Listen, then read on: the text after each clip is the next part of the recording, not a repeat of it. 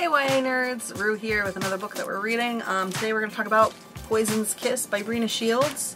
This is a really great book that got released this past year, January 2017. It's 304 pages, and the cover is really neat. It's caught my attention right away, and yeah, so let's go talk about this. So for the plot, this is from Goodreads. Miranda has kissed dozens of boys. They all die afterwards. It's a miserable life, but being a Vishakanya, a poison maiden, is what she was created to do. Miranda serves the Raja by dispatching his enemies with only her lips as a weapon. Until now, the men she was ordered to kiss have been strangers, enemies of the kingdom. Then she receives orders to kiss Devon, a boy she knows too well to be convinced that he needs to die. She begins to question who she really is, who she's really working for, rather, and that is a thread that once pulled will unravel more than she can afford to lose. This rich, surprising, and accessible debut is based in Indian folklore and delivers a story that will keep readers on the edge of their seats. Like I said, it's 304 pages, plowed through it. For my review, you know, I'm always looking for something different in your typical YA fantasy. I feel like too many of them are steeped in like European folklore, which isn't a bad thing. I love reading about like fairies and different things like that, which is probably why I love Cassandra Clare so much. And Holly Black and all those wonderful people who like steep their urban fantasy in different folklores like that. But to find something that was steeped in Indian folklore, like I feel like we never see that ever. So, you know, when I read about poison maidens and their ability to kill with a single kiss, needless to say, I was hooked immediately. The novel's really beautifully written. It's a great debut for Breeana, sorry. And you know, I don't remember the last book that I read that took place in India. Maybe that's my own fault. Maybe I should read more about them. You know, and I mean, this isn't India. It's like a mirror India. It's just got a lot of the same stories. You know, the characters wear a lot of like the same style of clothing that you would see like in your typical Indian kind of thing. Even movies, etc., etc. She talks about like wearing all the bangles up her wrists and stuff, and she's got her sari on, and it's just great. I loved all of those little details that really made you feel like you were like walking through an Indian market. You know, they talk about all the different foods and the smells, and you know, it's such a great story. The mythology in the book is fantastic. I love how it ties in with what Breeana's trying to tell us. You know, and Miranda, the main character, oh my god, my chest ached for her. She is in such a terrible position throughout the whole book. I want her to be happy more than I want anything else in life when I'm reading this book. You know, I'm a little sad that it's going to be a trilogy, only because it means I have to wait for the next two books to come out. I pretty much couldn't put this one down at all. That seems to be something that happens to me a lot when I'm reading YA. It's such a great world. Like I said, Miranda's crazy and amazing and beautiful, and you just feel horrible for her. So if that gets you to read the whole book, like reading about someone who has it terrible and rooting for them the whole time, it's great. Really pick it up. Again, I'm just sad that I have to wait so long for the next one. I don't even know if the next one's announced. I think they mentioned it on Goodreads, but I don't think there's like an official release date. The cover, I think I saw the cover and it's really cool. It's also got a snake on the front. Two snakes actually that are like pink and purple. So at least they're keeping up. I like it when all of the covers match. You know, not only because it tells you that it's a series, but also because some of the artwork is fantastic. But yeah.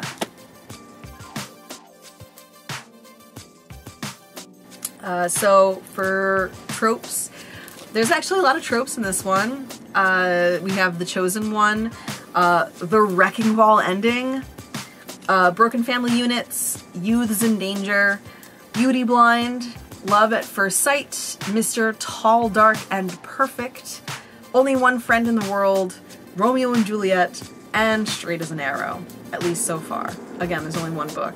If you don't know what any of my tropes mean, again, I've assembled them from many different sources. You can always check down in the description below, and I give my definitions for almost all of the ones I use in each video. For my rating, I'm gonna say 10 out of 10 would read again. Again, couldn't put the book down. Had to like get to the ending as quickly as possible. And it takes a lot of twists and turns, so it was really good.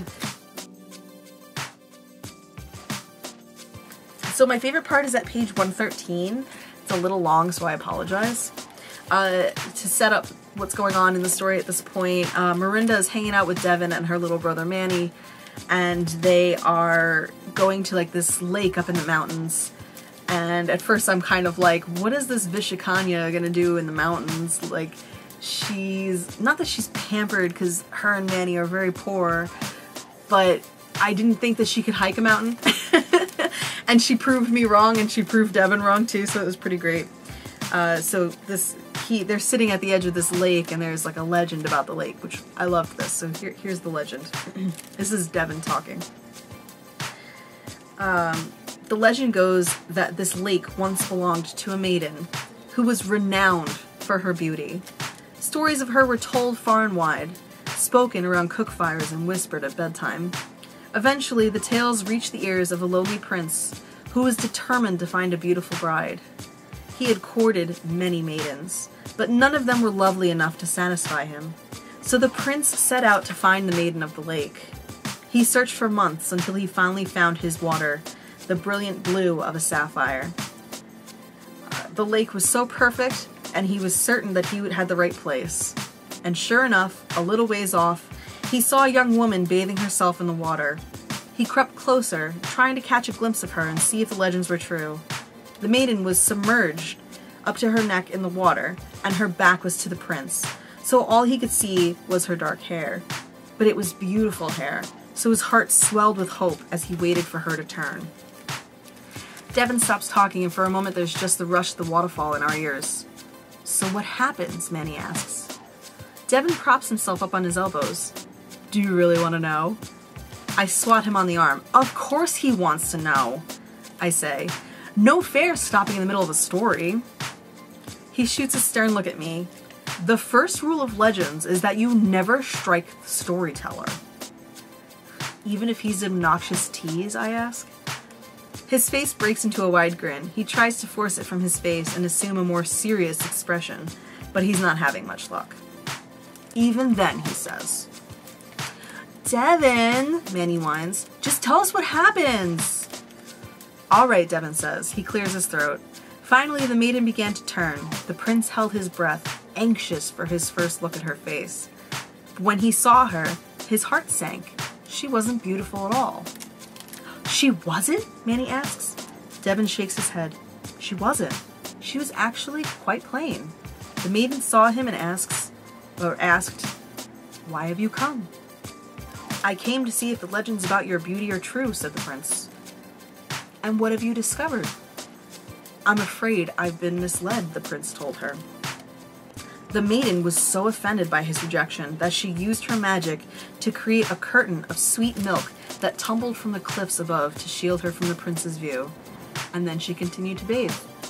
The prince turned to leave, but he hadn't gotten very far when he heard a sound so beautiful it made him ache inside with a longing he had never known before. The maiden was singing. The prince ran back to the lake, and as he listened, he fell in love, not only with her beautiful voice, but also with the words of her songs, which revealed her heart. Suddenly, he thought she was the most beautiful woman he had ever seen. He called out to the maiden and asked her to remove the milky curtain, although it added much beauty to the lake. It blocked her from his view, and he desired to court her, but the maiden refused. The prince was determined not to leave until she changed her mind, so he made his home near the water and spent his days talking to the maiden, telling her the stories of his youth, discussing philosophy, reciting poetry. Gradually, the maiden's heart softened, and she fell in love with the prince, but still she wouldn't remove the curtain. Although the prince could not remember why he had ever doubted the maiden's beauty, she could not forget that he had once thought her plain. So what happened, I ask? They died. Each of them in love with the other, but never seeing one another again. They died? Manny said. That's a terrible story. But I didn't think so. It was tragic, true, but also romantic and beautiful. I feel like I keep falling for romantic stories, and I didn't think I was that kind of person, but the longer I do these reviews, the more I realize I'm that kind of person.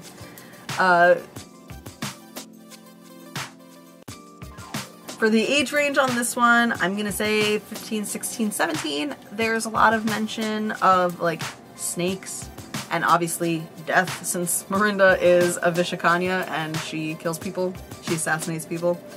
So there's a lot of mention of that.